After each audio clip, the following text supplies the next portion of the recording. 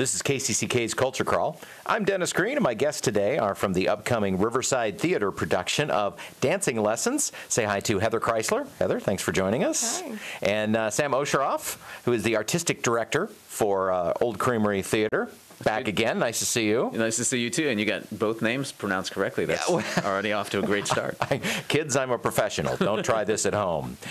So, Sam, this marks a little bit of a departure for you in your first year at Riverside Theater, as you have directed. But this is the first time you're going to be performing on the Riverside stage, because Dancing Lessons is a two-person show featuring the two of you. That's right, Yep. yeah. So tell me, first off, tell me just a little bit about what it was like going, in front of the director instead of behind. Well, I had to, it's funny, I have to turn off my director mind and go back into actor mind, because I've been directing for the past 4 years. So, I'm just basically keeping my mouth shut is what I have to do. Yeah. Well, you've got one of our best directors of the region, Angie Tombson, working with you. She's great, yeah, absolutely. And Heather, are you new to Iowa, or have you been around for a while? Or No, I'm just here to do the show. You're just here to do the show. Okay, that was what I thought. So tell me a little bit about where you're from and your background. Well, I'm based in Chicago. I'm a Chicago-based actor. I grew up in Oregon, and I did my graduate work in Ohio, and spent a year at the Cincinnati Playhouse. So I've been all over Ohio, and I've worked a lot around the Midwest now, because I work a lot, obviously, in Illinois because of Chicago, but I've spent time in Wisconsin on shows, and I'm spending time in Iowa on shows. My friends say I can be a real Midwesterner now. Is this your first time in Iowa? Besides just driving through, yeah, actually. Yeah. So tell me a little bit about the play. So the play is a romance, essentially. It's about these two people who are kind of damaged in their own ways, not a lot of close relationships in either of their lives. The character I play, Senga, she's a Broadway dancer, a very successful one, who has recently sustained a very intense injury that may be the end of her career. And she is extremely depressed about this at the top of the play, and doesn't know what to do with the rest of her life when this neighbor of hers shows up with a really interesting goal. I don't know if you want to take over. Yeah, sure, Sam. So she meets this guy, Ever, who is a very brilliant geoscience professor, but also happens to have Asperger syndrome. And in the play, he's got a pretty, I don't know what you say, severe? It's pretty pronounced Asperger's.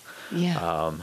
And so the two of them somehow negotiate a relationship and have a little moment of intimacy and open each other's minds in ways that they didn't expect. Because he asked her to teach him to dance. He asked her for a dance lesson. There's a social event coming up that he's very anxious about, and he offers her $2,153 for a 1-hour dance lesson. Which goes over great with Senga, believe me. Yeah. So, Sam, it's we see in the media, we see people with, who are along the, the Asperger's autism spectrum. Frankly, we kind of see that played for laughs. Mm-hmm. And obviously there are, that this is, there are a lot of comedic aspects to the play. But, how did you approach that? Because obviously you wanted to honor the character and people who have this condition. Yeah, I think that Mark St. Germain the playwright does a nice job of balancing it. There are certainly laughs in the play, and they certainly come from Ever in his literal interpretation of things. But obviously the way to approach that is to treat him with tremendous respect, and to really, I've been doing a lot of research and a lot of studying people with Asperger's. And the thing about Ever is that he's very brilliant, and he's very, in a way, has an elegance to him, and he's very blunt. He doesn't understand subterfuge, so everything he says is the truth. And in a way, if you play that very straight and very important to him, it can be funny, but it can also be funny in the right way. I think funny in a way that illuminates. Yeah, I think so. Yeah, I mean, and if we're not doing that, then I'm really failing My job here. And Heather, you spend a good portion of the play in a leg brace. I do. So was that did you know? And you would think, well, every role is different. Every physical piece is. But did that present anything that surprised you as you were kind of getting used to it? Well, it makes the injury very real, and similar to Ever when you play Senga, very real that her entire life is about being a dancer and that this is what she loves, and she's suddenly faced with the fact that she probably can never dance again. And while you're contemplating that emotionally, your entire leg is strapped into an enormous brace, and it makes it very real, doesn't it? It does. It's very frightening to be in that brace sometimes, because you know that the goal of your entire character is wrapped up in it. It's a life and death situation for her in a lot of ways. Talking with Heather and Sam about dancing lessons, which is opening next week. Yeah, Riverside? A week from tomorrow. Okay, and running until when?